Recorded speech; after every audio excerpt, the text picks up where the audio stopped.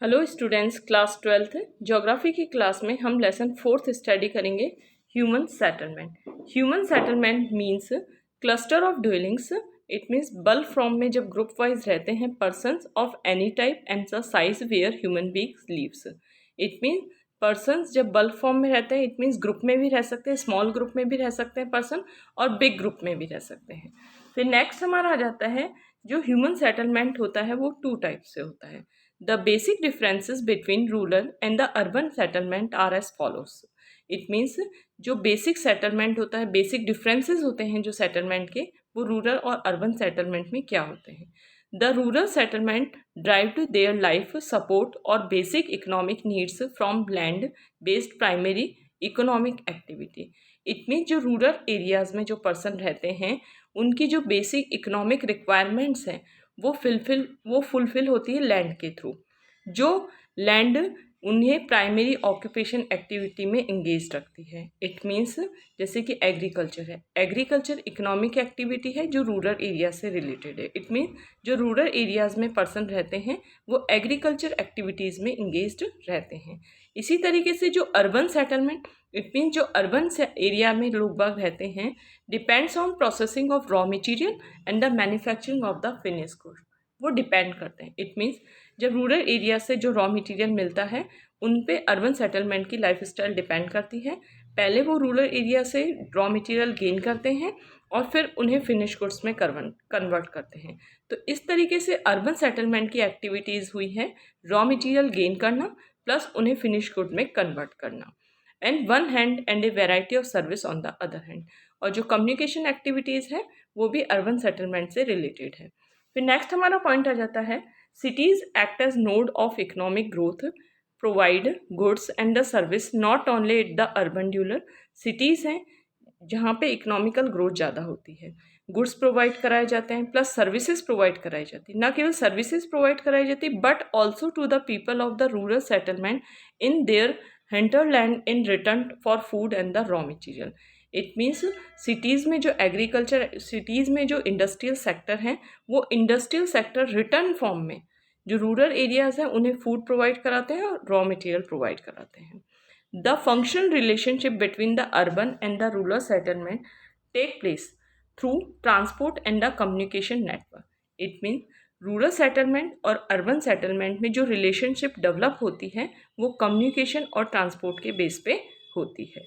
Rural and the urban settlement differ in the terms of the social relationship, लेकिन rural और urban settlement का social background बहुत different होता है। It means जो रूरल एरियाज़ में पीपल्स रहते हैं वो सोशली एक दूसरे से एंगेज्ड होते हैं। इट मीन्स कम्युनिटी बेस पे एंगेज्ड होते हैं, जबकि अर्बन एरियाज़ में जो लोग बाग रहते हैं वो सोशली एक दूसरे से कनेक्ट नहीं होते। इस तरीके से हम कह सकते हैं रूरल और अर्बन सेटलमेंट बहुत डिफरेंट होता है। फिर नेक्स्ट है हमारा आ जाता है types of rural settlement. Types of rural settlement में सबसे फर्स्टली है compact settlement and cluster settlement. In India compact और cluster village of a few hundred houses is a rather universal feature. It means जो India में compact और cluster village है, compact और cluster village सबसे फर्स्टली है हमें क्लस्टर का मीनिंग ध्यान रखना है। क्लस्टर का मीनिंग है बल्क फॉर्म में।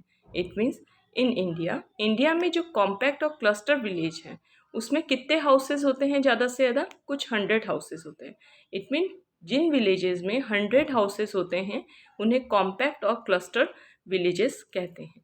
फिर है हमारा there are various factors and condition responsible having different types of rural settlement in India. India में जो अलग अलग टाइप के रूरल सेटलमेंट्स हैं उनके लिए मेन जो कंडीशन है वो रिस्पॉन्सिबल है। देयर आर वेरियस फैक्टर, बहुत सारे फैक्टर ऐसे हैं और कंडीशन ऐसी हैं जो रिस्पॉन्सिबल है। किस चीज़ के लिए रिस्पॉन्सिबल है? रूरल सेटलमेंट में। इट मीन्स रूरल एरियाज़ में किसी पर्टिकुलर विलेज में कोई पर्सन रहता है तो वो किस कंडीशन के बेस पे रहता है और किस फैक्टर के बेस पे रहता है वो इम्पॉर्टेंट है।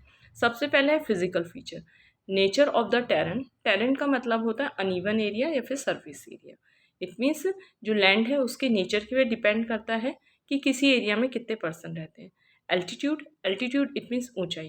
Climate and the availability of the water.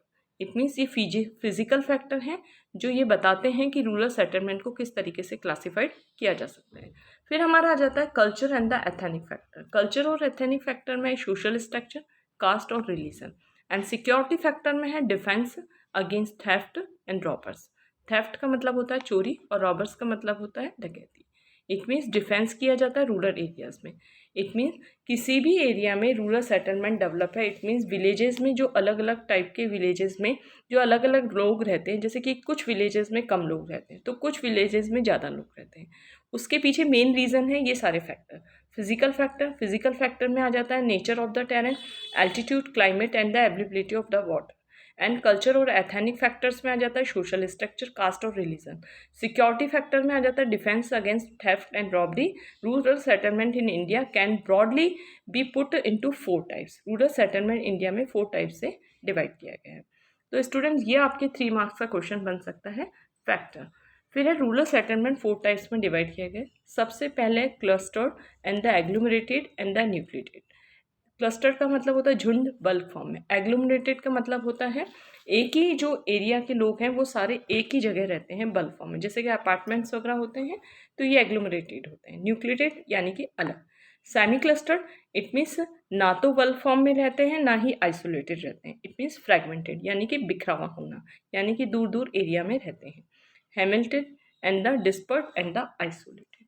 Isolated का मतलब होता है सेपरेट। अब है cluster settlement. In this type of village, cluster settlement में the generally living area is distinct and the separated from surrounding farms and the barrens and the pasture। ये area वो area होता है जहाँ पे लोग अलग रहते हैं, सेपरेट रहते हैं, झुंड बना के रहते हैं, बल्क फॉर्म में रहते हैं। लेकिन ये जो सेपरेशन होता है उस सेपरेशन इन विलेजेस के चारों तरफ फॉर्म्स डेवलप होते हैं, बैरन लैंड्स डेवलप हैं। इट मीन्स जो नॉन एग्रीकल्चर लैंड है, नॉन फर्टाइल लैंड है वो डेवलप है, और पास्चर लैंड डेवलप। इनके बीच में barren farms and the pasture land के बीच में जो एरिया होता है वहाँ पे बल्क फॉर्म में जो लोग बाग रहते हैं उसे क्लस्टर्ड सेटलमेंट कहते हैं।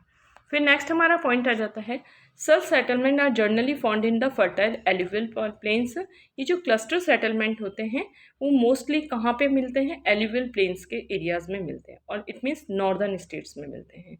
And sometimes people live in compact village for security और defence reason.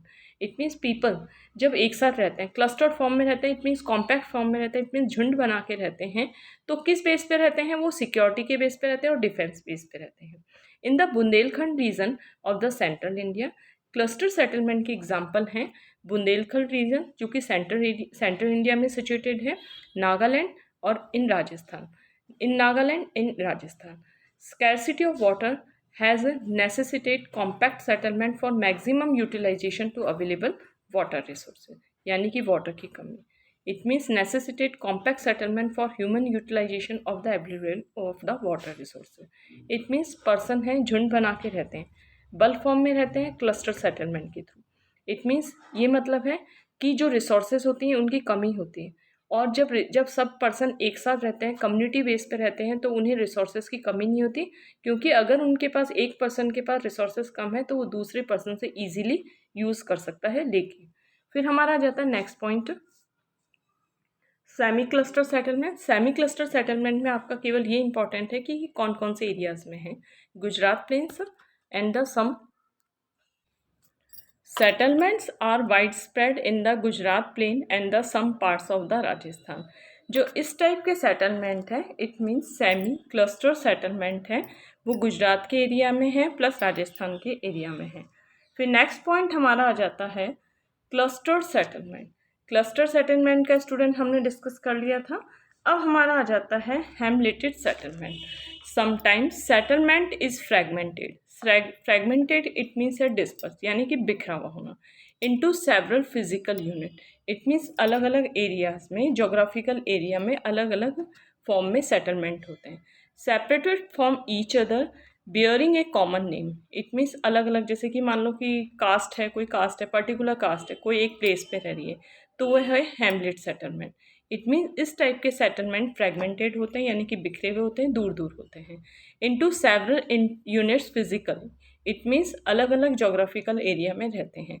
Several unit physically, it means अलग अलग जोग्राफिकल एरिया में रहते हैं। जैसे कि कुछ सेटलमेंट है माउंटेनियस एरिया में रहते हैं, माउंटेनियस एरिया में भी डिस्टेंस के बेस पे रहते हैं।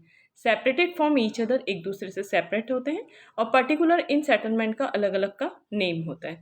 दीज यूनिट्स आर लोकली, जो फिजिकल यूनिट्स होती हैं, जिन फिजिकल यूनिट जिन जोग्राफिकल एरियाज़ में सेटलमेंट रहते हैं, इट मीन्स लोग बाग रहते हैं, पीपल्स रहते हैं, उन्हें कॉमनली कहते हैं panna, para, palli, nagla and the dhani in various part of the country. ये कंट्री के अलग अलग पार्ट्स में फेमस है।